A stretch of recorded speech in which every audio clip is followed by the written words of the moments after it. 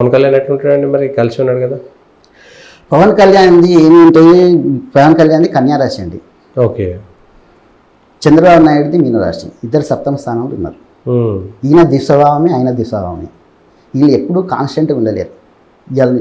అవసరం ఈయన అవసరం ఆయనకు, ఆయన అవసరం కాబట్టి వీళ్ళందరూ కలిసి ఉన్నారు. గురుకు శత్రుడు కలిసి ఉండరు. కలిసి ఉండరా? కలిసి ఉండరు. సో ఇద్దరి మధ్యన విభేదాలు వస్తాయి. 100% వస్తాయి. చంద్రబాబు నాయుడు కేసీఆర్ మధ్యన ఇప్పుడు అవసరానికి ఒకటే అని కానీ లేకుంటే కాకపోతే. మొన్ననే 25 సీట్స్ ఏమన్నాడు, 40 సీట్స్ అడిగిండు. అవును. ఈయన కాంప్రమైజ్ అయ్యిండు. ఎన్ని రోజులు కాంప్రమైజ్ అవుతాడు చెప్పండి. ఓకే. కాబట్టి వీళ్ళిద్దరు కలిసి ఉండలేరు. జాతకం ప్రకారం వ్యవహారంగా అయినా చూడండి. ఓకే.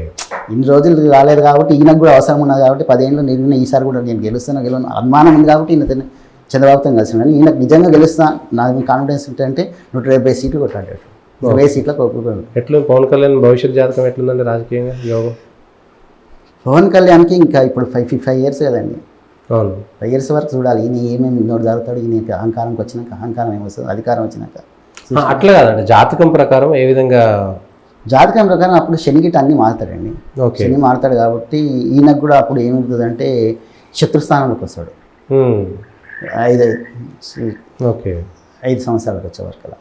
దాంతో ఏమైపోతుందంటే ఈయన కూడా ఇప్పుడు ఈయన జాతకంలో కేతు ఉన్నాడు కాబట్టి యోగం వచ్చింది. ఓకే.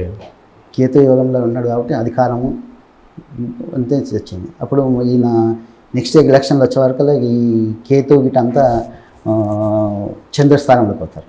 ఓకే. కేతు చంద్రస్థానంలో ఉంటే కేతుకి చంద్రుడి శత్రువు. ఈయనకి ఎంత యోగిస్తాడు అనేది మనం ఏం చెప్పాలి.